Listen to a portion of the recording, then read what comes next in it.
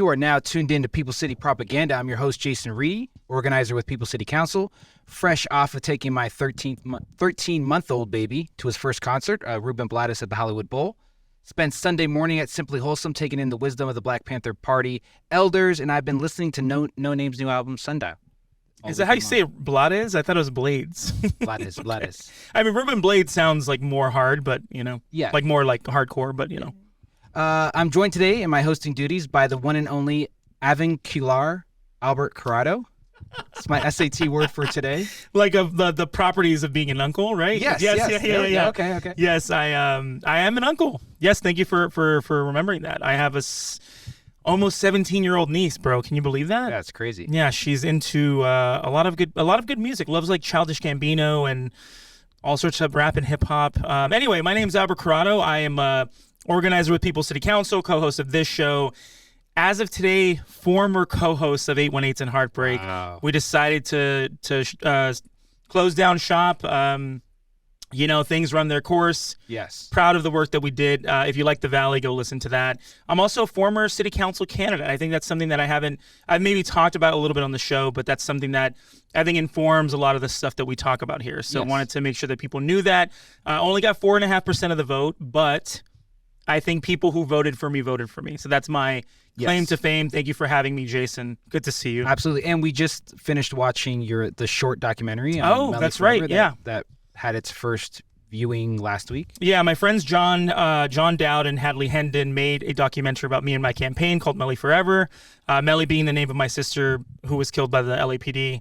Half an hour documentary. I think it's pretty good. What do you think of it? It was solid. It was solid, right? Yeah, it's got some good stuff. I mean, it's kind of wild to me that they followed me around for almost 2 years and they were able to distill it to half an hour. There is, probably an hour and a half version out there, but just to see my life go from the beginning of the campaign to the end of it or whatever, it's pretty wild to see. Also, I see myself that's when I was 20 pounds heavier and then 20 pounds lighter and then 20, I'm like, that's when I got glasses. And so I'm like, all the little demarcation points, but thank you for coming to that. And hopefully someday we're going to put them in film festivals or put it in a film festival and then maybe put it on a streamer or have it in theaters. I don't know. The future is very bright for that. So it was dope. It was a great event to be a part of. So what is People City Propaganda? It's a passion project covering Los Angeles politics, pigs, pork chops, organizing, and the movement. We are back at the Robinson Space to record this one, but we're not afraid to take this bad boy on the road. Who's on the pod today? Well, we're speaking with Cruz Becerra, renowned Chicano organizer, and we'll be diving into his time here on Earth, although if you've traveled to other planets, we're willing to hear about that as well. And cover much of his organizing with a deep focus on the Chicano moratorium. And so before we dive into this conversation, I wanted to put some respect on our guest's name. Cruz is a co-founder of the Brown Berets and La Junta, a Vietnam War veteran and a Chicano through and through. He helped organize the East LA walkouts, or the Chicano Blowouts, in March of 1968 and was part of the East LA 13 who beat felony conspiracy charges as a result of the blowouts. He went on to organize the Chicano Moratorium, later co-founding La Raza Unida Party and the August 29th movement. Cruz is also a retired member of the International Association of Machinists and Aerospace Workers. He served as the chief steward in his shop, as both recording secretary and secretary treasurer of his local, and then 10 years as his local's delegate to the Los Angeles County Federation of Labor. Cruz, thank you for joining People City Propaganda. Oh, thank you for having me. Before we get into your organizing and your long list of contributions to the movement, we really wanted to see if you could give us a brief overview of your childhood here in Los Angeles. Sure. Yeah, when were you born? Tell us. 1945. 1945. Like a week before Hitler surrendered and a couple of months before Japan surrendered. Wow. The war was still going on. So you and the atomic age kind of started around the same time. Yes. That's wild. Both big events that changed the world. Your birth and that stuff. Wow. So you were born in Watts, is my understanding. I was born in Watts, 4 streets down from the Watts Towers. Okay.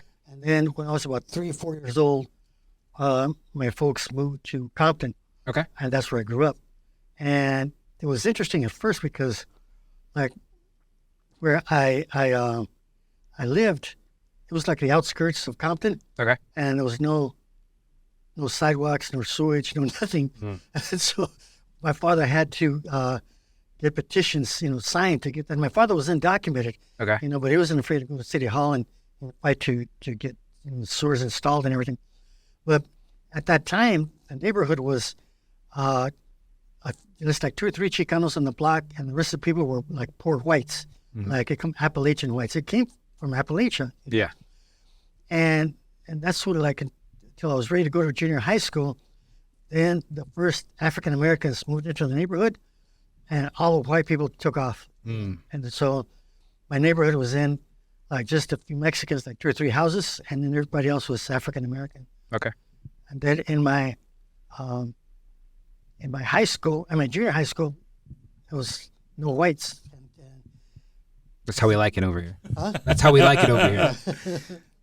And in high school, same thing. It was like 95% African American, maybe 5% Chicanos at Centennial High School in Compton. Oh, you went to Centennial. Okay. I went to Centennial. Yeah, like Dr. Dre and Kendrick Lamar. I went to Centennial too. Yeah, okay. Oh, wow. I didn't know that. Some decades after you.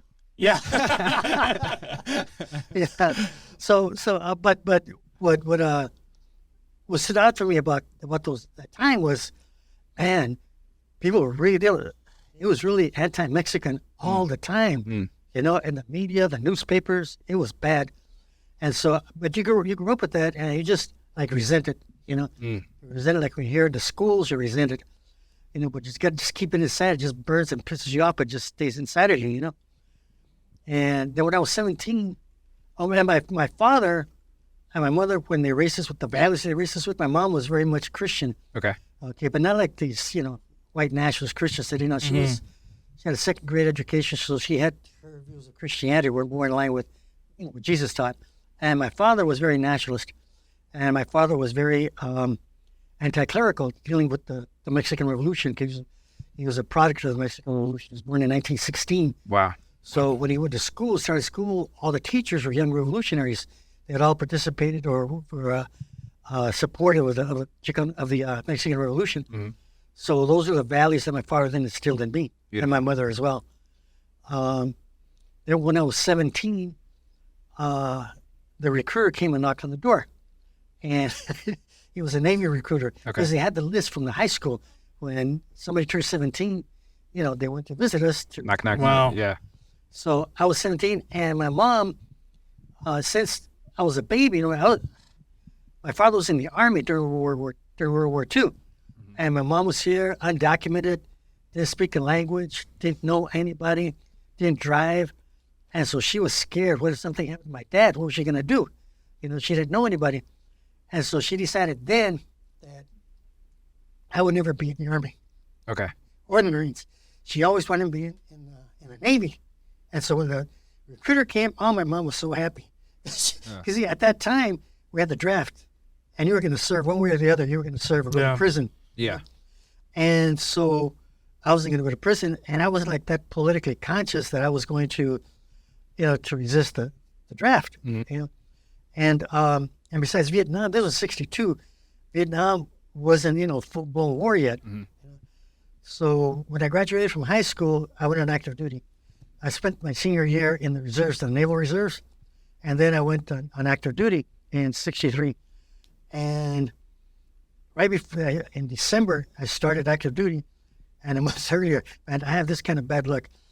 A month earlier, John Kennedy, the president, was assassinated. Damn. We're coming up. This is going to be 60 years this year since that happened. Damn. He was killed in 63. Yeah. In November of 63. And I went on active duty like 3 weeks later, in December of 63. Okay. And then I went to electrician's-based school because the Navy told me I could go to, so I did that. And that trade, I kept my whole life, what I learned. And now my son is an electrician. Oh, wow. He's an apprentice in the IBW. Okay. And so now that's a big relief for me, because now I don't have to worry about how he's going to make it. He's good. He's set in the IBW. Then when we got on board ship in April of 64, we were happy. We were going to go to Hawaii, which we did. And then we were going to go all over Asia. So we were all happy on the ship. Sure. Because that's why you joined the Navy, And you don't go there to kill people. You go there to travel the world. These are all poor kids, in the Yep. Navy, so this is the only time you're going to get a chance to travel. And so when we left Pearl Harbor, they changed our orders. They sent us to Vietnam, and everybody was pissed. There go all our cruises, all the visiting to all these ports. No, it was Vietnam all the time, off the coast, right? But we were stationed out of Japan, and but it was good that I met guys, from all over the country. So I learned. Let me tell you, when I was in school, in the Navy, boy, that was a shocker for me. I had never met guys from the South except when I was a kid, and these guys were, goddamn, they were racist, and like one boy from Mississippi, he told me about, and I'm not gonna use racial terms, but he told me that after the football games, in high school, they'd all be drinking and jump in the pickup trucks and run through the black sections of town with their shotguns and shoot the windows out. And he's laughing, and all the black people would run out into the woods, out the back into the woods. And he couldn't stop. He was slapping his knees, and I was just there with my mouth open. I didn't, because when I was in high school, the black kids, they'd go visit grandma and grandpa in Georgia, Louisiana for Christmas or something, and they'd come back with these stories, And now I was looking at this motherfucker, that's what they were talking about. Yeah. Wow. It bothered me, And then the other guys from Louisiana, would talk about, they went to the San Diego Zoo, and he says, you won't believe it. This time it's in the classroom, right, that they seen, an African American with a white girl, and he said, I couldn't believe it. I said, Billy Joe, look at there, Billy Joe, because those are real names, it's not just in the movies. That's a real name. Yeah, Billy Joe, Billy Bob. Yeah. And he said, no, we couldn't believe it. You see, back home, we'd have taken a shotgun and shot that son of a bitch, And I said, God damn, these people are crazy. So when I went aboard ship, I made up my mind, I'm going to study these motherfuckers, man, because, they're crazy. I got to find out what they think, what makes them tick. And so the 2 years, it was a little over 2 years that I was on the ship, I just studied them all the time, and why did they think that, like I could see the difference between the few middle-class whites and the working-class whites. The northern whites, they looked at the southern whites like trash, which they were. That's exactly what they were. And I mean, I had this one black friend, he was from Baldwin Hills, right? And he used to tell me, Cruz, I'm not like these guys, man. These are fucking hillbillies. I'm from Baldwin Hills, And I said, yeah, but these guys don't understand that. And he used to sleep with a knife underneath his pillow because he was the only black guy in that seat. In the berth, there was like 50 white guys. Because one of these guys are going to come in off from the beach, drunk, and they're going to think they're back in Mississippi. And I got to be ready. God damn, I'd hate to live like that, Yeah. But that's the way it was, So all this shit, it stays in your head, man. Fuck. So, anyways, there were race riots all the time, and like when we come from the Philippines, we go back to the ships, from the gate, and all the drunk sailors would put on these cattle cars, they're just big semi trucks. They call them cattle cars, and then the fights would break out, and we just race riots, and people fall out, the truck would run over them, and then they get them back to the ship, And one time there was a race riot on one of the aircraft carriers, and they only prosecuted the black sailors. None of the white sailors were prosecuted, and that's just the way it was. So that just stays in your head. Yeah. So when I came back, what happened? Most of the time that we were on firing missions, because in those days the ships didn't have cruise missiles, they had guns, and you fired them, over the hills, and there was so much jungle, you never saw what you hit, And so we just thought we were killing enemy soldiers, right? But then one day we saw who we were killing. Oh, fuck, It was bad. So we're like, shit, fuck, man, we're supposed to be doing this. We're the good guys, So when we got back to Japan, I went to the commissary and I bought 6 books. 3 of them dealt with the civil rights movement, written by African Americans, and 3 of them were about the struggle against imperialism and neocolonialism, but colonialism, right? And I read them.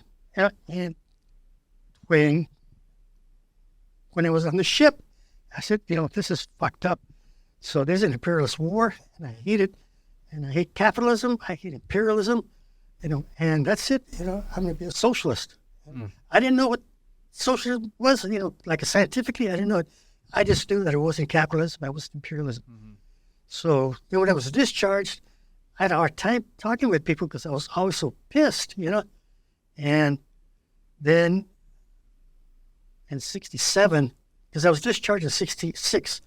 So in 67, I went into the Piranha Coffee House because I'd seen a paper, I'd seen a La Raza newspaper, and I called them. They told me to go down there, and I thought it was going to be like, beatniks and bongo drums and shit. It wasn't. It was young Chicanos there. So I walked in, and I started talking with them, and over a period, just a couple of months, and the more we talked, the more radical, it became. And we're talking about the cops, we're talking about the treatment of Mexicans, we're talking about the annexation, and and then we would go into, we went to a conference in December of 67 at USC, and it was a conference of a lot of student groups. We went in the Piranha Coffee House. We were the Chicanos that never went to college. Okay. We were just working class Chicanos. And that was very common at the time, right? Yeah. There was a lot of Chicanos that didn't. Yeah. But the Mechas, they weren't Mechas, it was UMAS and MASA and MAS. It was a United Mexican American Students, Mexican American Student Association, and MASC was Mexican American Student Confederation. And they were from San Jose. And so they had a conference at USC. So we went there, and we learned how to listen to them, and then there was a big debate, on the General Assembly. Some of the people were calling for a revolutionary road for the student movement. Okay. And some people were saying, no, we have to use a pacifist road. And some professor would get up there and speak, no, when people run out of ideas, that's when they resort to violence, and half the people would clap, And somebody else knows to be opposed to pacifism. They were for revolution, right? Uh-huh. And I'll never forget, I think everybody remembers Al Juarez got up there to speak. He says, we're having this debate, about violence or nonviolence. But I'll tell you something. The first 5 words of the Mexican national anthem were Mexicanos al grito de guerra, And when he said that, he just brought the house down, and everybody was on their feet cheering, That decided it, it was going to be revolutionary. And so we came back, to the coffee house, and we kept talking, and we kept, we were still organizing. We were going to demonstrations against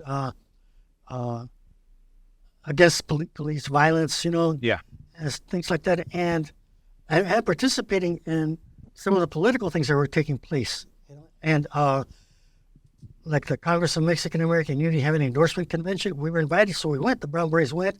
Student groups were there, and we saw these Democratic politicians how they worked. Geez, there was no principles. Yep.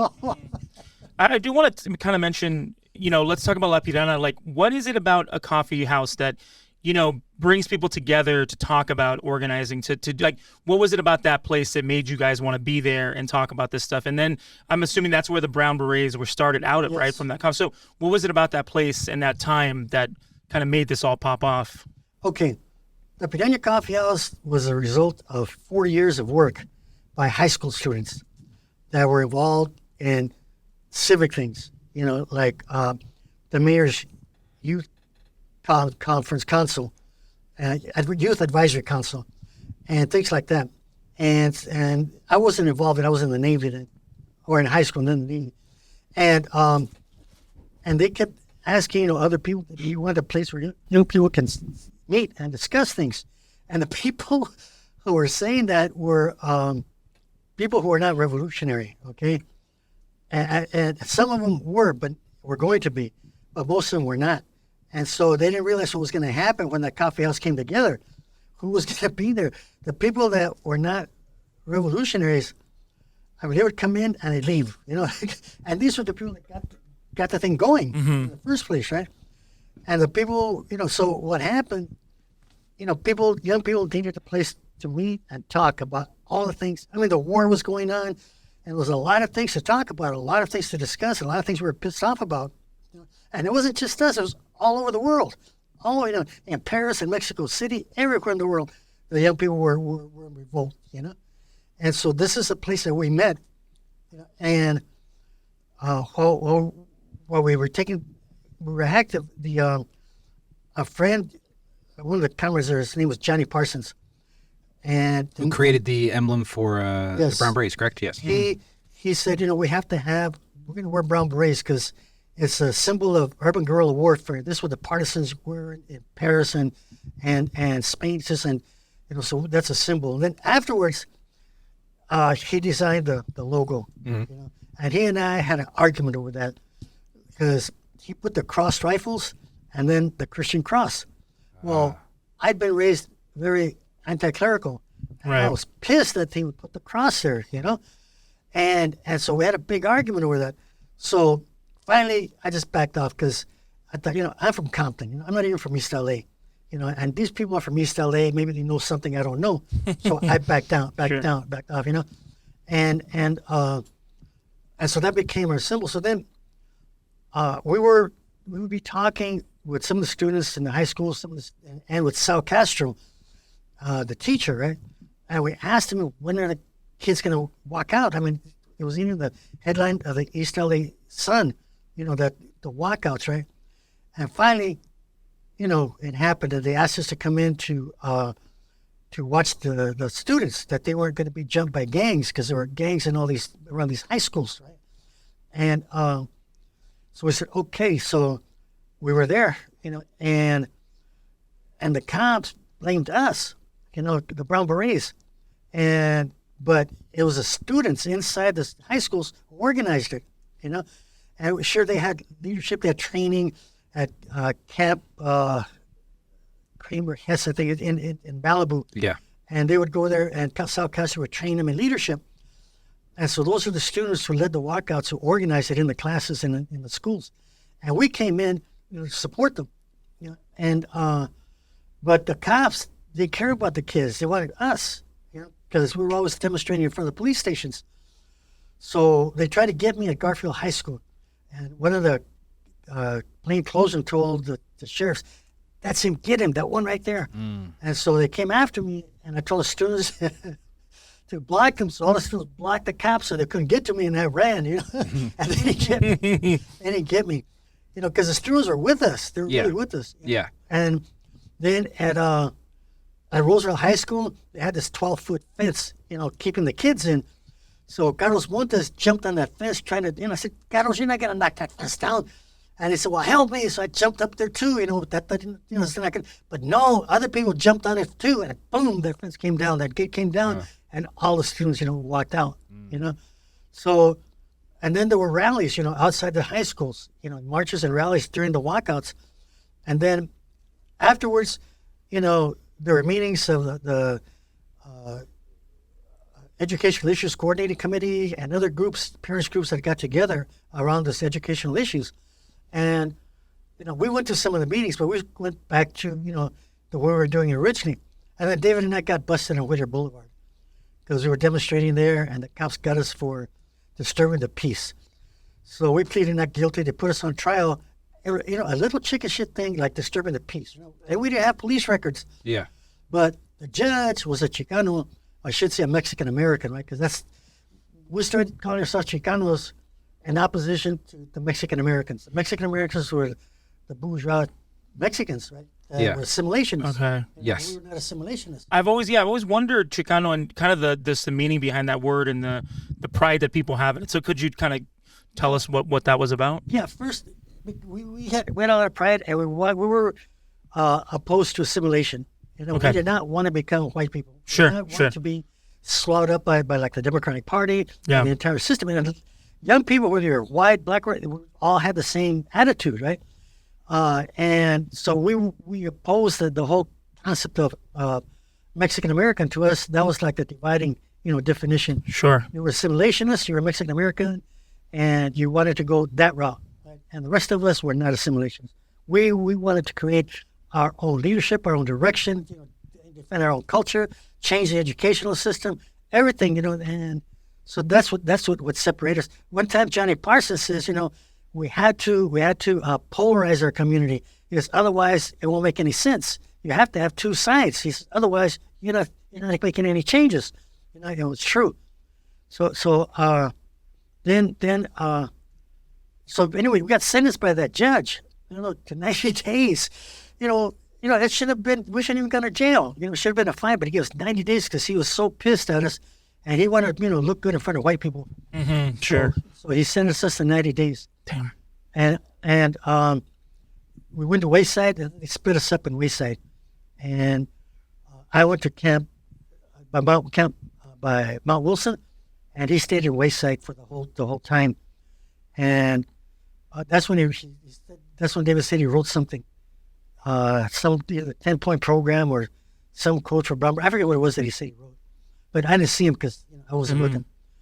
And then the Poor People's Campaign came because in April I was working after the walkouts. The next month I was back to work at Douglas Aircraft, and I was working on the production line, and I was sitting on a ladder wiring the ceiling on a DC-10, I think, and the word came in that Martin Luther King had just been assassinated. Wow. So I was like, oh shit, and one of the guys white guy I was working with, he was on the waiting list to become a cop on the Anaheim Police Department, and he was happy. He was happy that Martin Luther King had been assassinated. I thought, but by then I already knew these people. Yeah. I've been a neighbor with them. I already knew. So and then once he died, Reverend Abernathy took over the Poor People's Campaign, and so a lot of Berets, Reyes Tijerina, Corey Gonzalez, AIM, Native Americans, they all went to Washington for the Poor People's Campaign and camped out there, and so the end of May, we were arrested because they were having secret grand jury hearings. Mm-hmm, yeah. But we knew they were going on because the people that were testifying there were telling us, they're going to indict you guys. We don't know what's going to be, but the indictments are going to come down. Well, the last weekend of May, we found out how it was, and we were arrested. And so where did they arrest you? I know that they went to some homes. I think Carlos and somebody else was still over in D.C. at the time, right? Yeah. Where were you arrested? They didn't have to look for me or Moctezuma Esparza. We were in front of Hollenbeck Police Station protesting. Oh my God! So they got you outside of Hollenbeck. Okay. We just walked out and boom, let's go. Okay. Where else would we be, right? Yeah. So then they put us in the glass house, right? And it was there with Risco, Moctezuma Esparza, and there was 5 of us in there. Yeah. And then Risco had been working. He'd worked with the farm workers, and he had been the editor of El Mercado, the newspaper for the farm workers. Okay. So he said, "You know what we should do?" I said, "What? We should go on a hunger strike." Hunger strike, yeah. I said, "Risco, let's start it tomorrow. I haven't eaten all day, man." So he said, "No, we're starting now." Oh shit! I was pissed. Okay, so we're on a hunger strike. Oh God, that was hard. And they went to court on Monday morning, right? Okay. Because they kept us over the weekend, and I was shocked. We were and for arraignment there, and all these people were there to speak in our behalf that we should be released, on our own recognizance. I mean, Al Warian he was a general counsel for the ACLU. He was there, and the Archbishop for the Archdiocese of L.A. was asking the judge for us to be released to discuss it on our own recognizance. And there was a lot of people there. And then Kennedy, supported us because he was running for president. He wasn't. Robert Kennedy? Kennedy, Yeah. And so he supported us and gave us money for our defense. Oh wow. And so did Gene McCarthy. He was running also against Kennedy in the primary, the June primary, right? And so, and then we didn't know what was going to happen. Risco said, "Okay, we've been organizing since the summer, okay, and now it's June, so we've been organizing for 9 months, 10 months. And now we're going to see if it paid off." And sure enough, there was like 2,000 people came out, and they picketed around the whole block where the police station was in downtown LA, the glass house going one way, and then going around the other way. And then the Black Panthers came. There was a rally held at the Placita, and the Black Panthers were there Ron Corringa's US organization was there. United Slaves. Huh? United Slaves. Yeah. And so Black Panther Party came out. I'm sure Bunchy Yeah. Carter and I John. don't know because I was in jail. Oh yeah, okay. But I'm sure so they came out to support. Yeah. So it became kind of a site of solidarity. Yes. Yeah. And the Teatro Campesino came where they put on skits, and but we didn't see it because we were in jail, right? Sure. But then we came out and on Monday, and they took us to a Mexican buffet. So I thought, oh yeah, I'm gonna eat. So I got a lot of food, but when you're in a hunger strike, your stomach shrinks. Yeah. And you can't eat. You can't eat that food. So I just stayed on my plate. I just ate a little bit. So next morning we had a press conference on Tuesday morning to talk about it, and that was on Tuesday morning. At that night, Robert Kennedy was assassinated. Wow. At the ambassador, yeah. Yeah. It's such a trip to me that like you're just going down Wilshire. Now it's a school or whatever, but like that was where he was killed. It's just there. It's such a weird, because when I was growing up, I thought he was killed somewhere. I'm like, oh, probably in like Virginia or something, but he was killed right there in our backyard. Yeah. Yeah, it's wild. The last thing you can understand his brother being killed in Texas, right? But him being killed in L.A. Yeah, it's weird. and also, I mean, just the fact that the HMS Bounty, that bar, is still there, and that's where the guy who shot him went and like got a drink beforehand and went and killed him. So that's just like weird. You can just go to like a bar that has like a really like rich historical context. I don't know. It's just always wild to me. How did you feel when he was killed? I was shocked. Yeah. Especially when somebody said that the guy that shot him looked like he was Hispanic or Latino or something, right? And everybody said, oh, shit. But it wasn't. Yeah. It was Palestinian. It was Sirhan, right? That's right, yeah. And oh boy, that was a bummer. That was in June. Mm-hmm.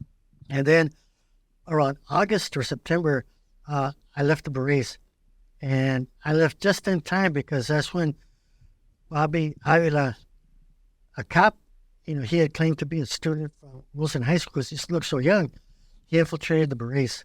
Oh, wow. And I left just at that time. And y'all had, from what I read, y'all had thought that he was an informant, right? But his high school record had checked out or something. I wasn't there to do You weren't there for that part of it. Okay. Yeah. So you left the Berets, and what was the reason? Well, really, it was time. It was just time. Okay. Because the guys that I was with, like David Salcedo, David Cruz, Johnny Parsons, David Torres, I forget the other guys. We all decided, we were going to leave. And there was personal issues, which I don't want to talk about. Sure. But there was personal issues. And then also we want to do something different because, we want to do something different. Because I don't want to, we never got down to the Berets. We always loved the Berets. Even though when we left, we still loved the Berets. And we're always proud to have been, part of the founder members of the Berets. For sure. And so then we went and we formed La Junta. Which is a great name, La Junta. Yeah, It's it's strong. Yeah. And so Johnny Parsons, again, came up with that name. Okay. So, we were going to organize gang members to get them involved in the struggle, right? And we did. We went to different gangs, and they were all for it, right? But the thing is, none of us had like a hard background, and so we couldn't really get the confidence of them. We were persuasive, but we weren't hard, like they were, so they weren't going to follow us. But then Little John Cermeño, he was from Big Hazard, and he did time, in prison. And so when he came and talked to them, he had standing. Sure. He had standing. So, they followed him. And he used to have meetings of 200, 300 gang members at a time, at the church basements and, halls that the church had, and all kinds of gang members. And one time, I remember when the guys came out of the county, he was in the county jail, right? And he told me, you know what, at the county, all the Chicanos were claiming La Junta. Oh, wow. Okay. So we were happy, And then I was in La Junta for, I guess, until 1969. And then we split up. I left, and Little John kept organizing. Okay. And then in 1969, Jose Munoz asked La Junta to participate in organizing the Chicano moratorium. Okay. And I was already leaving La Junta, so I didn't take part in organizing the moratorium. I did participate in it. I was there. I tried to get all the guys. I was working in an oil refinery in East LA. There was an oil refinery right up by Ramona Gardens, just north of it. Okay. Ramona Gardens and Cal State LA, Chevron Chemical Company had an oil refinery, and that's where I was working. And so I talked to all the guys. You gotta go. We gotta go. And I said, only one guy went, but he could get in because by then, oh God, all the violence, the cops had started everything. Yeah. And the whole area was blocked off. And other people couldn't get in. And my brother couldn't get in. But, when we went, I had my friends were there, Vietnam veterans were there. My friend Orlando was there. And he passed away later. He was a Vietnam combat vet as well, And he was a Chicano, but he was a Salvadoran descent. But so we marched together, and it was like very festive. It wasn't like, it was a very festive thing. Everybody was so happy to see so many Chicanos that marched, thousands of them. Yeah. And really, a lot of us know the Chicano moratorium that happened on August 29th, but there were Chicano moratoriums that had happened previously, right? Yes. Right? They were smaller, of course, but I think the first one that I saw was December 20th. Yeah. Were you at that first one? No. Okay. That was in 69, December 20th, 69. Yep. Okay. Yeah. And there was another one in April. There was another one in April, and in between then, when I was doing my research, I had seen that the Brown Berets, the women of the chapter, the LA chapter, had left. Right? They put out a letter. Obviously, this was past your time, but they put out a letter, and so there was a lot of turmoil within the Brown Berets going on as well. What was the letter? I didn't read the that. letter essentially was saying that they weren't happy with their place within the movement. Okay, gotcha. And so they felt that they were just kind of left out of positions of power within the organization. I don't know if that was something that you experienced or saw firsthand while you were there. But yeah, that they just were pretty much left out of all those different areas of organizing. So they left and created their own organization. And I do believe that they were also part of organizing the Chicano moratorium on August 29th. Sure. But yeah, that was interesting. I don't think a lot of people know that there were multiple Chicano moratoriums in this national committee that was formed to organize it and stuff. Yeah, and the one in April, I think had 2,000 or 4,000 people. It was big because it was raining. And so everybody felt sorry for the Brown Berets. They thought nobody was going to show up, so everybody showed up. Okay. All right. The rain helping out. The LA rain helping out. So if you had left Brown Berets, you left La Junta, then what were you focusing on, besides your work? Nothing. I was just working. Okay. I was just working.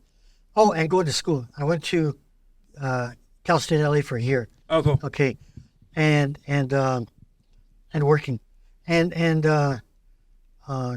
But getting back to the day, it was a very festive attitude. And I remember my friend Orlando, he was always radical. And he was chanting, ho, ho, Ho Chi Minh, the NFL is going to win. Oh, okay. All right. Come with that fire. Okay. And I was happy to hear him, chanting that. But then, we got to the park and we were sitting down and the program started, And so I was sitting there watching him. So then I said, I forget if I was going to go to the bathroom or if I was going to go get a Coke because I was thirsty. So I stood up and I walked towards Wheeler Boulevard from the baseball field to Wheeler Boulevard. And I looked and I said, oh, shit, something's happening over there at the corner at the liquor store. And so I came back and I told my girlfriend, what, something's happening over there. I want to go over there and see what's going on. She said, no, don't go. I said, no, I got to go. So I went there and the violence has started, So then I got involved in the violence too. So the violence was that from the, I was reading the notes that you said, was that like surrounding the liquor store that people kind of were lining up outside of, right? And things got a little out of hand? No, the thing didn't get out of hand, or something happened to kind of pop it off, but go ahead. Yeah, the cops, for some reason, the cops didn't have to attack the whole park. Yeah. They could have pushed people away, if they wanted to, and just, form like a blockade to keep them away from the liquor store. But no, they wanted to attack the whole demonstration. They hated us. Yeah, of course. They hated us, And that was because of all the pressure y'all had been putting on them over the years, protesting outside. And in fact, it's, very fitting that this was an anti-war demonstration and you were met with these people that were, in riot gear, that were ready for war, that had declared war on our people many, many years ago. Yeah. But they weren't really ready. They weren't ready because they thought when they attacked all them Chicanos in the park, it was going to be like on the college campus. Everybody runs and screams. And no, the people, at first they turned their way because they saw them coming. They said no. They decided to fight. And so it was like a battle. It was a pitched battle with the cops. And I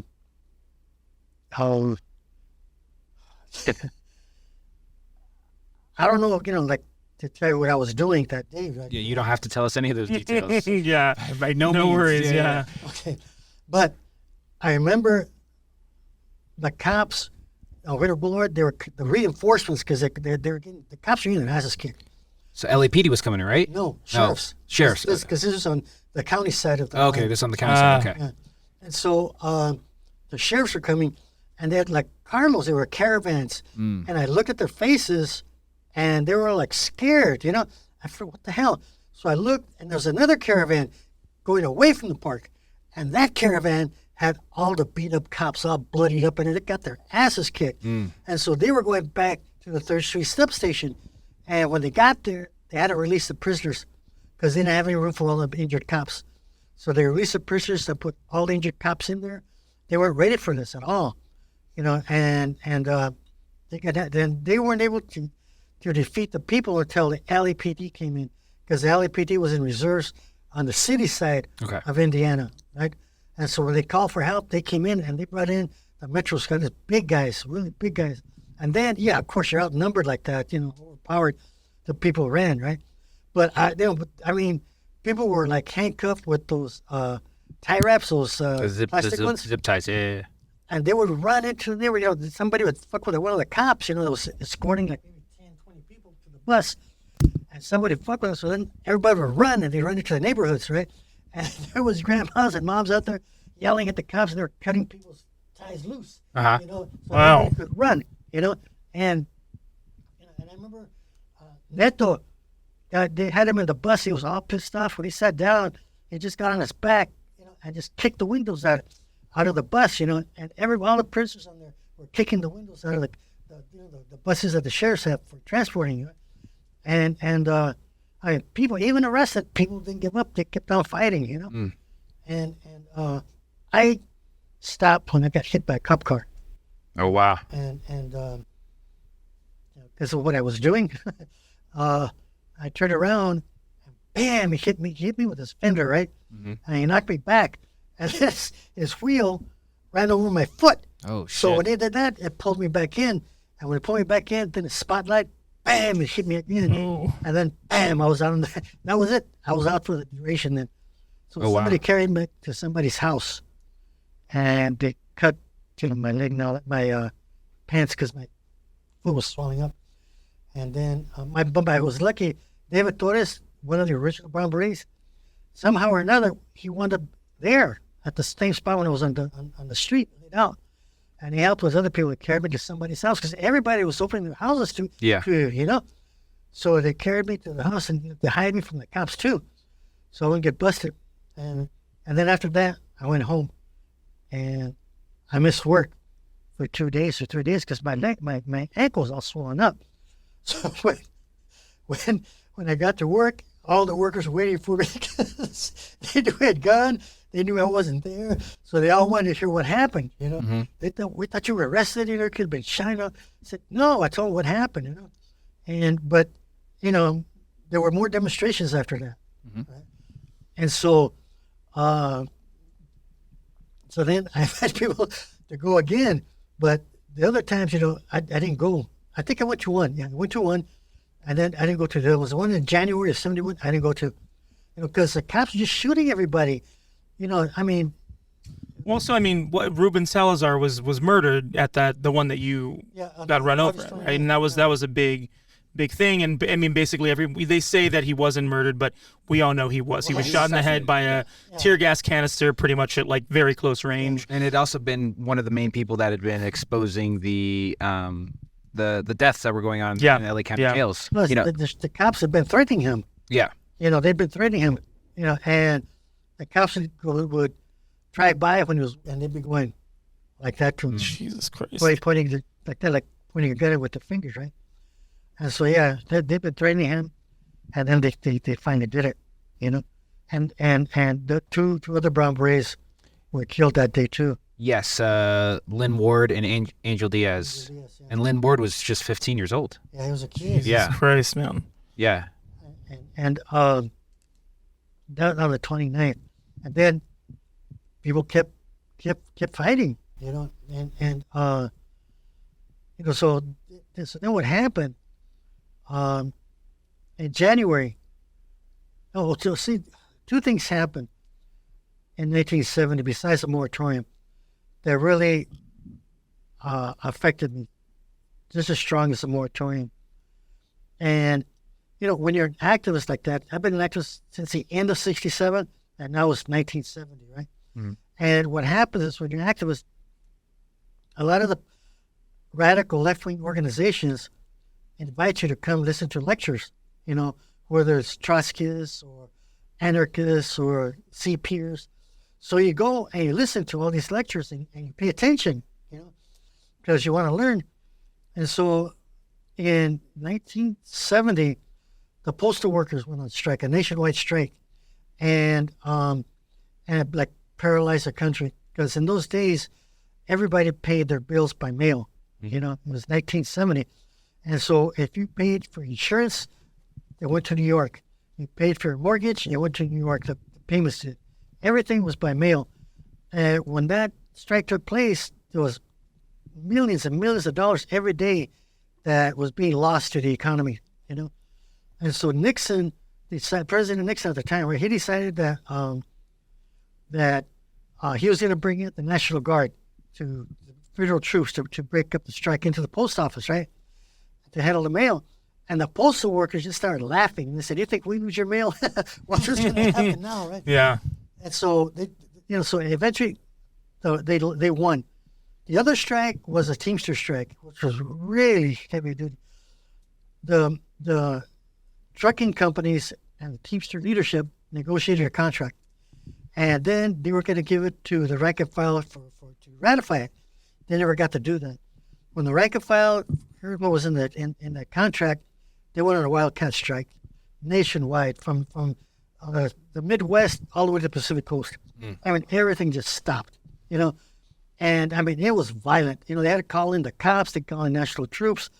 The Teamsters were shooting people up. It was violent and it was strong, and the union was trying to get the people to go back to work, and they said no, the company. So they had to go back and renegotiate it. But I was working in the oil refinery at the time. We were going to have to shut down the oil refinery because we weren't getting the materials we needed for the processing of the stuff. And my father was working in the garment industry, and they were going to have to shut down his plant. And this was all over the country, that's what was happening. And finally they negotiated a new agreement, and that's the one that they finally ratified.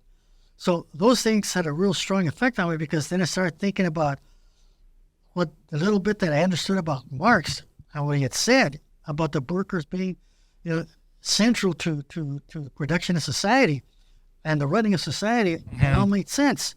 Being in the union space, what was it like having ALADS, the Association of for Los Angeles Deputy Sheriffs, and the Los Angeles Police Protective League, LAPPL? What was their how are they involved in the federation? Okay, they almost never go to the meetings. Okay. And one time they came to the federation meeting, and there was a bill in Sacramento that they wanted us to endorse and support financially also, right? And then in the federation, at the LA County Fed, at the meetings, the delegates usually represent the left wing of the labor movement. And so like this one woman stood up and she was from the librarians, and she opposed supporting them. And she said that because there was stuff that had to do with the Homeland Security and giving the FBI and it had to do with national security that was repressive and all that. And so she spoke against it. Other people spoke against it. And then Miguel Contreras said, he was the head of, he said, look, these guys never ask us for anything, okay? The one time they come here and ask for something, we should support them. So they took a vote, and the vote was split, but the cops got what they asked for. They got the endorsement. Right? Yeah. Was there ever any push from those left-leaning people to push them out? That's something going on right now with Black Lives Matter Los Angeles. They've been protesting outside of the Los Angeles Police Protective League's headquarters for the last 150 weeks. And so one of their pushes is to get them to push them out of the Federation of Labor because they're not real unions, right? Right, yeah. They're organized crime syndicates. They're and cops are not real workers, as we know. Exactly. And so it would have been such a big undertaking back then to push them out. I mean, it's even today, it's like you can't even bring it up in some circles. Yeah, we could have done it then. Yeah. I mean, what do you make of, you've been in the movement for so long, but what have you seen in the last, 40-something years? How have things changed? How have they stayed the same? What have you seen that you like? What have you seen that you don't like? Because, I'm only 4 years into being an organizer, an activist, whatever, and even within that time, I see that there's been a lot of changes. The attitudes towards policing in 2020 are different than they are now. Obviously, all of my friends are on the right side of everything, but I have seen people kind of shrink away from some of the more radical positions they were talking about a few years ago. So how has it changed for you? Do you see sort of anything that you like right now in the movement, or are you just kind of like removed from it all? No, I'm okay. First, what I don't like is that some of my friends who were radical, like Maoist in the old days, now they support sending arms to Ukraine. Right. And what the hell, and but they also supported not necessarily the invasion of Iraq, but they wanted sanctions, against Iraq. And I used to argue, why? Why do you want sanctions? It's just deadly, it kills many people, But and then when it came down, when the WHO organization from the United Nations said that the sanctions against Iraq had taken 1 million lives and half of them had been children, I didn't see these guys, saying, we were wrong. No, they just ignored it like it never happened. And that bothers me, You should own up to what you're saying. Right? So some of those things, disappoint me, And the other thing that will disappoint me is like in those days, when everybody became active, we should have gone into the communities and we should have organized politically. We should have had people running for city council, especially in the Southeast LA area, where they're all small towns. Yeah. 20,000 population to 110, right? Mm-hmm. We can get people in the city council, and we didn't do that. We ceded the leadership, the political leadership of our people. We ceded it to the Democratic Party. We never even fought them. We'll go demonstrate and yell at them and call it. But we never fought them politically. We never took them on. They did in Texas, but not here. And that bothers me because they're still paying the consequences for that. Because the Democratic Party is now, has networked so deeply into all these communities, with money and corruption and relationships and everything. So it's more than an uphill fight now to dislodge. But we do have the issues, but we still don't have the people, that'll say, okay, let's go down there and start doing this. People that are running for office, that are radicals, they don't, it's like they're separated from the people. Okay? They'll run, I'm a socialist and this is what I stand for. It's never like, I've been with you guys when we fought for this and we fought for that. Never. It's always, I stand for this, vote for me. It's not like I fought alongside of you or you're fighting against corruption in the city council. Nothing like that. Yeah. And so that's another thing that's done wrong. Some people are not like that. Like Maria Estrada is running for AD 63. She's there all the time fighting against the corruption. but other people, they're not there, and they look down. Some still look down on electoral politics, which is crazy, and especially for the people who claim to be Maoists, it's crazy for them, and those things bother me. But the other thing is that there are people who are still fighting the struggle on ethnic studies, and they haven't given up. And that is really, really good, whether it's in Arizona or here. And now they got to do it in Florida and Texas, but it's a fight, and that has to be taken on, right? The issues of police brutality, we still have that. That has not changed. These people have a license to kill. Can you imagine? I have a friend in Guantanamo Bay in Cuba, right? And I talk to her quite often. She's not a prisoner, or no? Okay. No, she's a journalist. Okay. I was like, damn, you have like an in with somebody who's locked up. That's wild. No, she's a journalist. Oh, you're not talking to Khalid Sheikh Mohammed or anything like that? Okay. Sorry, go on. So I told her about the killings here. She says, I'm so happy that in my country we never have to worry about that. The cops will be shooting anybody. Yeah. This doesn't happen here. But here we take it for granted. And we have manuals here. The police have a manual on how to kill somebody and get away with it. Mm-hmm. It's called policy. Right. Yeah. Yep. It's a handbook on how to kill somebody and get away with it. And they get away with it. And I don't know any other country that tells it. Just of course I don't know shit about other countries, but it just doesn't seem that's what you should be doing. So those things haven't changed. And those things bother me. And those are things that are frustrating. But yeah, I see the change that have happened. I've seen before we had very few. In my high school, we had one Chicano teacher, and he taught Spanish, right? He spoke very good French, but he was a Spanish teacher. That was it. And none of my junior high school, no Chicano, only in high school, one.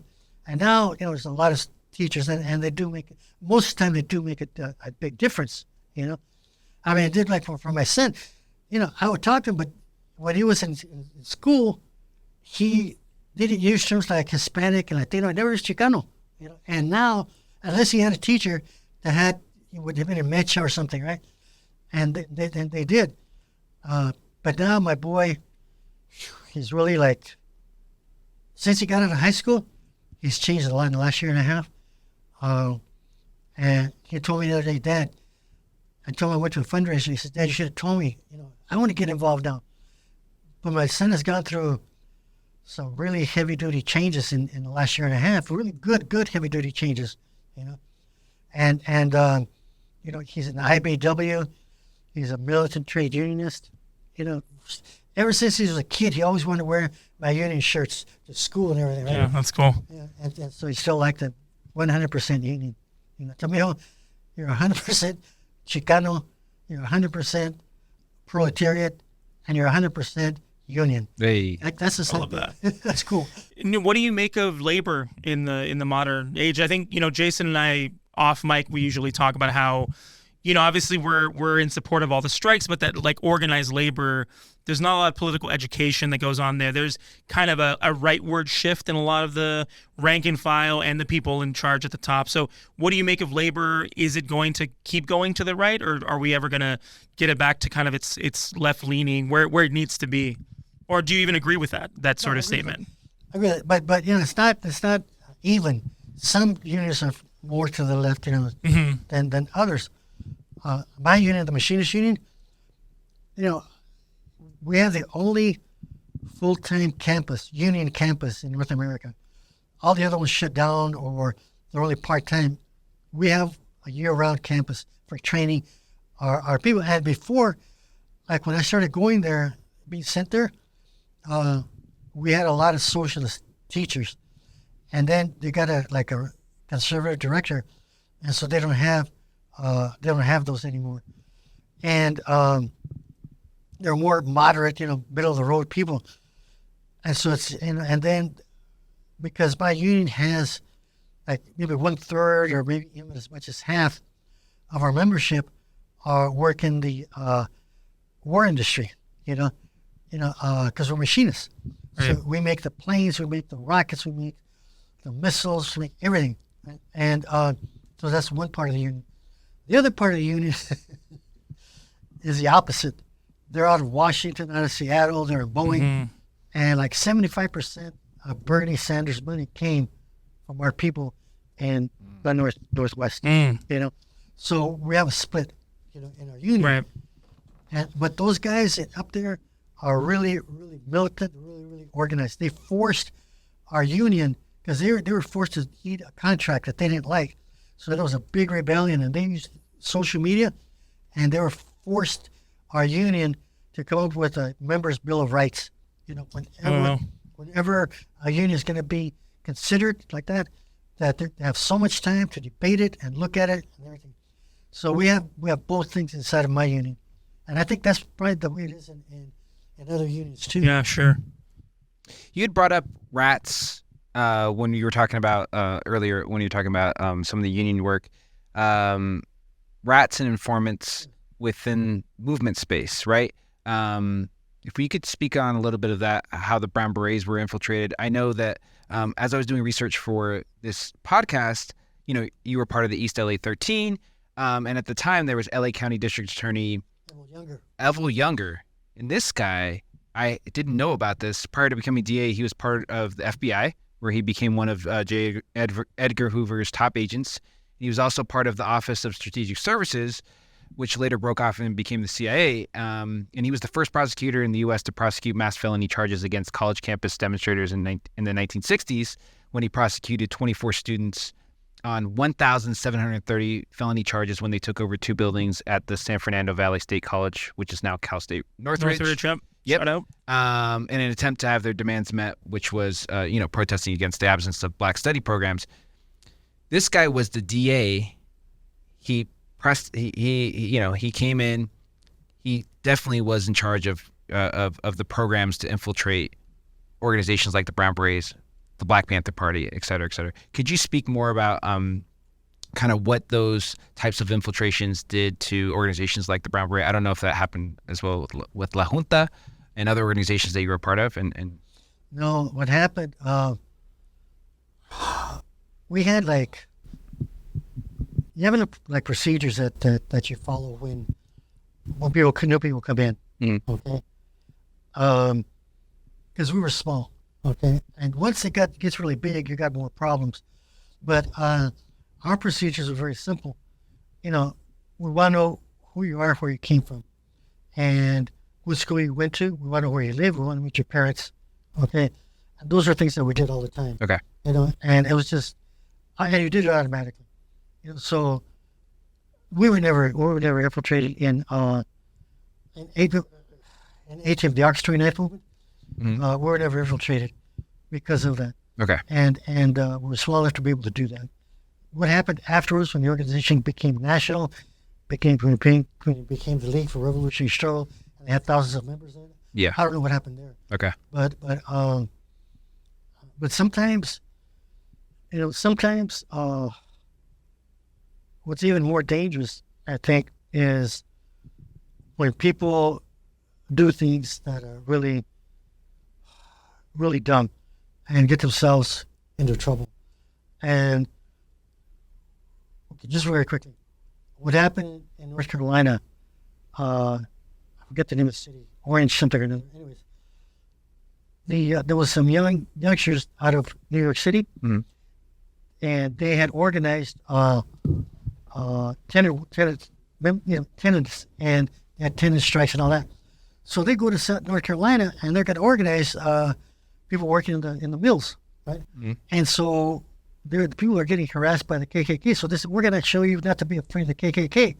So we're going to have a demonstration against the KKK, and we dare the KKK to come out here. So they marched, and they had slogans, issued, death to the Klan. Well, what happened? The Klan showed up, and they were in this car, and they drove right through the middle of the demonstration. And the people saw it was the Klan. They started pounding on the cars and yelling at them, So the guys in there, they panicked, because now there were all these people. So they got out with their guns, right?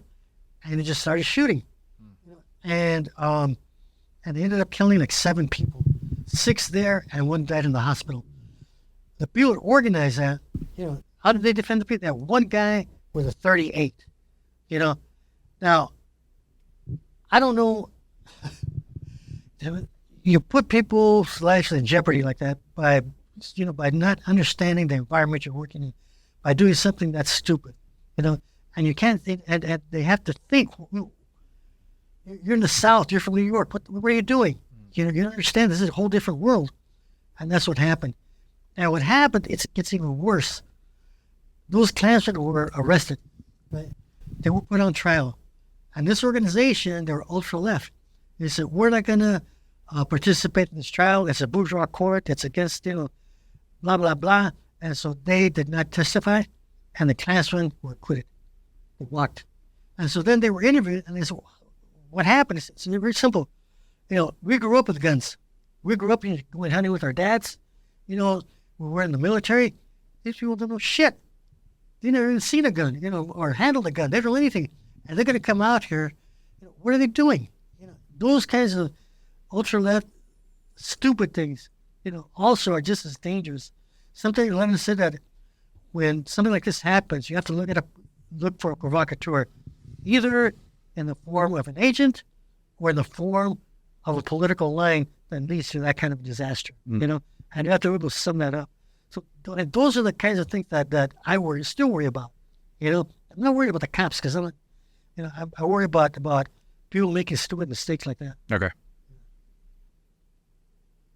And what would you say, it took 2 years until you were acquitted of those charges. What was that time like? I know you were doing a lot of organizing. You had left the Brown Berets and started La Junta.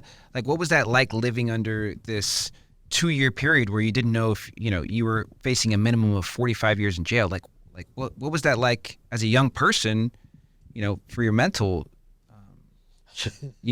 Every time I would start thinking about it, 2 things went through my mind. 1, don't think about it. Okay. 2, you better start doing a lot of push-ups. Oh, damn. Okay. Okay. Is that why I saw you doing push-ups? Because you thought you were going to catch a case? Yeah. Wow. Those are 2 things that came to my mind. Okay. Just don't think about it. Just go on with your life. There's nothing we're going to be able to do about it. Okay. I asked our last guest, Hamid Khan, this, but since you're an elder in the movement, how can people plan for longevity in the movement? How have you been able to keep it so you're spry and still with it and all that? What's your secret? Okay. 1 is my father's genetic. Okay, sure. Sure. And my father's and my mom's. Mom didn't have good health. My father did. And the other thing is, especially since 2016 when Jimmy Franco died, I really, really went back to studying a lot and developing some theoretical views on the Chicano national question, and developing and still doing it, And I'll be giving some presentations at Midnight Books in Whittier. Sure. And on the Chicano national question. I was going to be doing one, but I was talking to Taiji. No, it should be a series because how much it's going to entail, And that's one thing. The other thing is I kept working physically, Yeah. And I retired when I was 63, and at the end of 63. But I just kept in, and I made sure that, because, working in industry is dangerous. So I just made sure that I was safe, and I came out with all 10 fingers, 10 toes, and both arms and stuff. Sure. It was dangerous, and so I just... What about you? You got both ears? Both ears. Okay, good. Just making sure. Okay, that's good. Yeah, because I want to become an elder in this work, and so I want to make sure I want to, take care of myself and get to where you are. And then also be able to talk, coherently. You're, what, 70? 78? Yeah. Wait, really? I think you told me that when we first sat down, but I didn't register. You're 78. Damn. Congrats, dude. Can I ask you a couple more questions? All right, so La Pirana, was that the coffee shop? What were some of your most memorable events there? Like I know H-Rap Brown came and Stokely Carmichael came from the student from SNCC, and so yeah, what were some of the your favorite memories there? Okay, I wasn't there when that happened. Okay, So what happened is that you didn't get the invite that day. no, what happened? I was working. Oh, you're working. You're working. Oh, Okay, you're just okay. a working man, huh? I love that. Yeah, I was working until June of '68. Okay. Even after the indictments, I was still working. So I missed a lot. I was working in the daytime. No, working in the daytime, but there was all demonstrations taking place. So I said, I want to change shifts. I went on swing shift, Okay. so I could be organizing the daytime, right? Sure. And the people who came would come in the evenings, and so I didn't see them. I was working, but the memorable stuff. Okay, so when I first showed up, I was working at Douglas Aircraft. I was making good money for being a Chicano working in aerospace, right? So I had my apartment. I had a '66 Impala Super Sport. Okay. I went out. The only time I came to East LA was on the weekends because I lived in Compton. Gardena. Yeah. So when I went out on the weekends, I dressed up in my slacks, my turtlenecks, my sports coats, and that's the way I walked into the Banana Coffee House, right? So I drove up, I parked my '66 Impala in front, and I walk in, and Frank Vega was like we call him like Lumpin, right? Lumpin proletariat. He was like a gang banger, right? Some big cash. And he saw me pull up and walk in, and he looked at me, looked at my car, and he looked at this guy next to us. You know what? I had to go, look at this middle class motherfucker. I had to go out there and steal his car. That was my introduction to the Chicano movement. Right? Okay. And even though it wasn't just yet a movement, I didn't see the movement taking part until the walkouts. Okay. I think that's what really sparked it. Yeah. And there activity all over, in Mexico, Colorado, Texas, California. But that's what really sparked it when it comes to a head. And that's what I remember when I first walked in. Right? And then I see pictures of myself, but arguing with the cops, and I'm still dressed up because I was still going out. The way I'd come in, I was still, I'd be with a date, right, and we'd go in there. And that's the first memory, right? The other thing was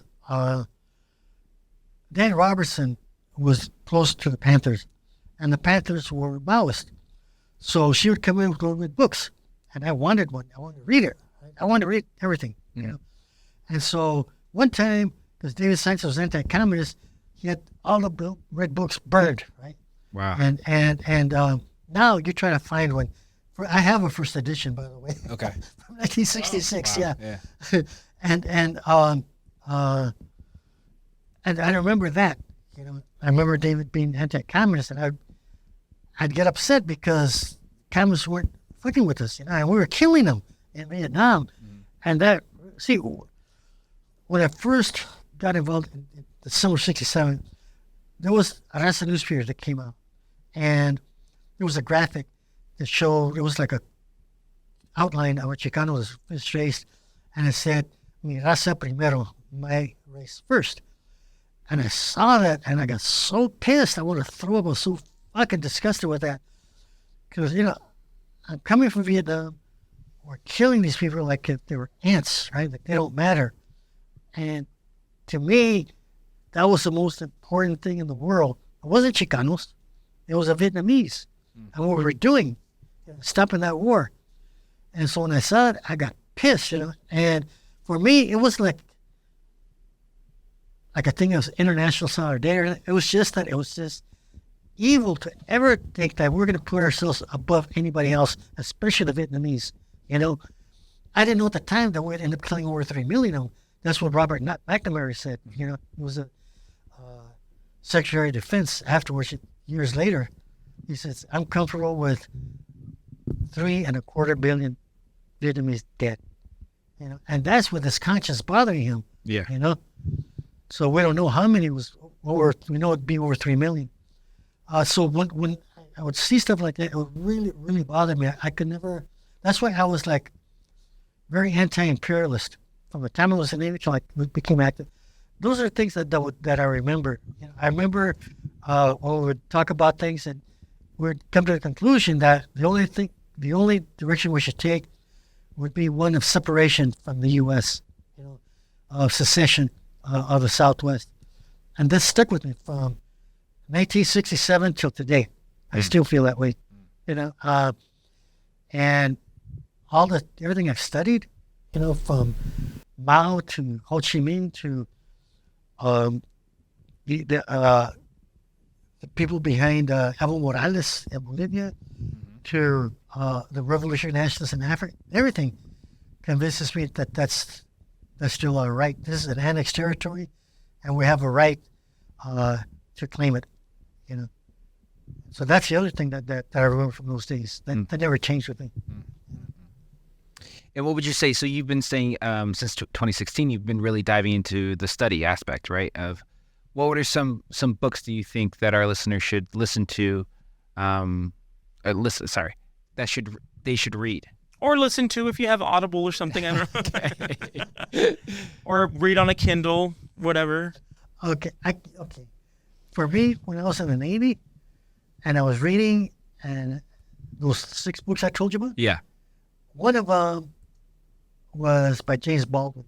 It was The Fire Next Time, and that's the book that changed me. Wow. Okay. That's the book. It was like when I finished reading it, I wasn't the same person anymore because I could relate to so much of what he was writing, even though I did not have the Black experience. I grew up in those same neighborhoods. Yeah. And so that was one that really affected.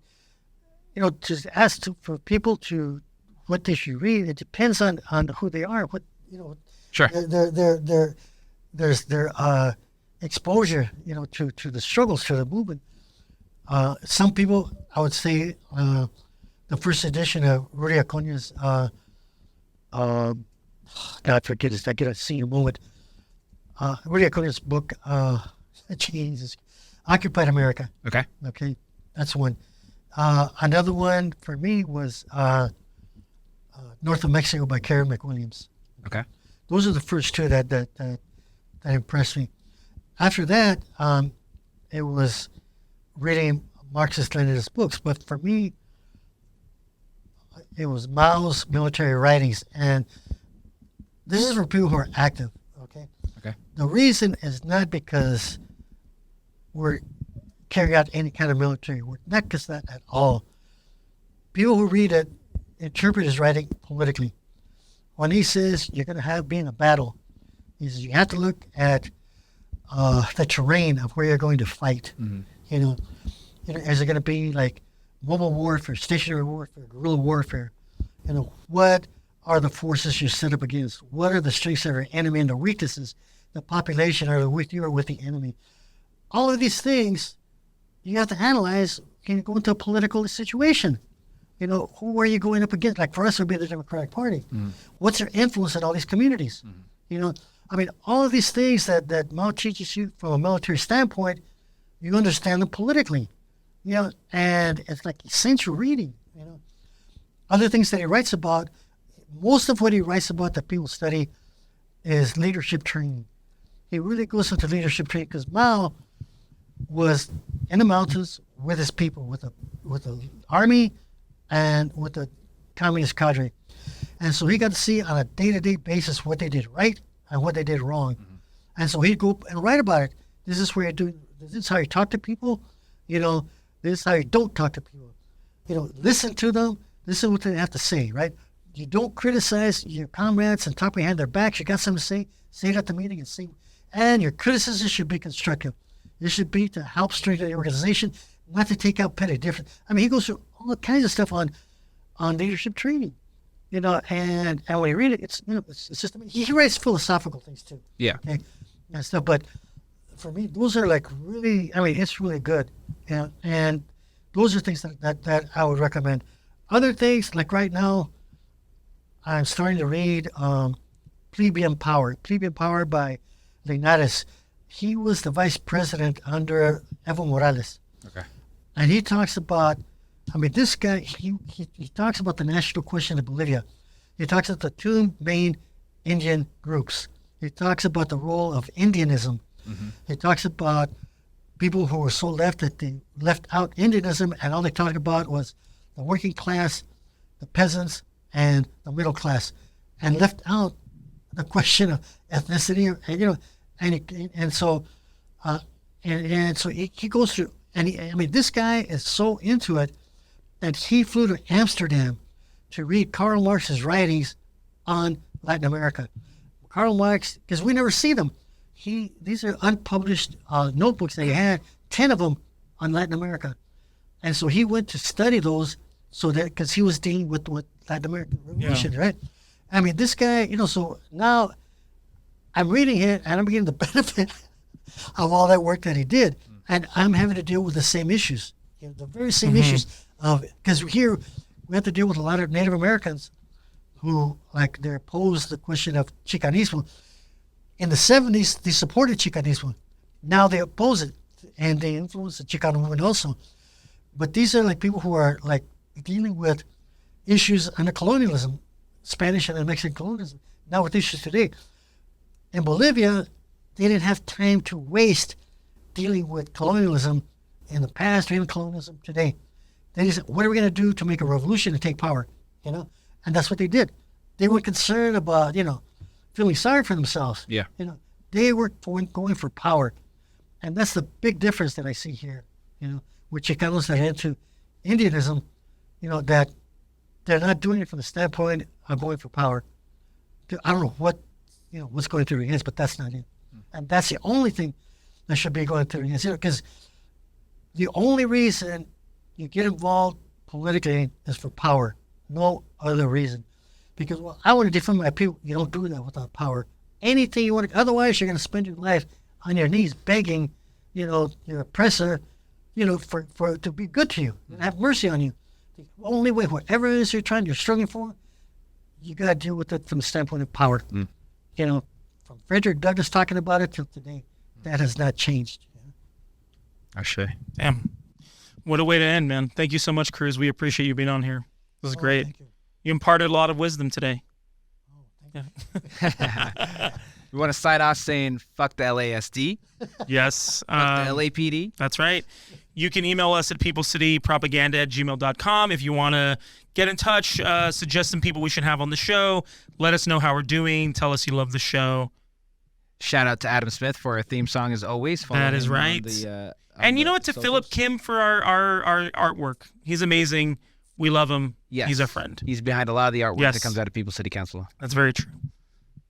And so we bid adieu. See you later. Bye.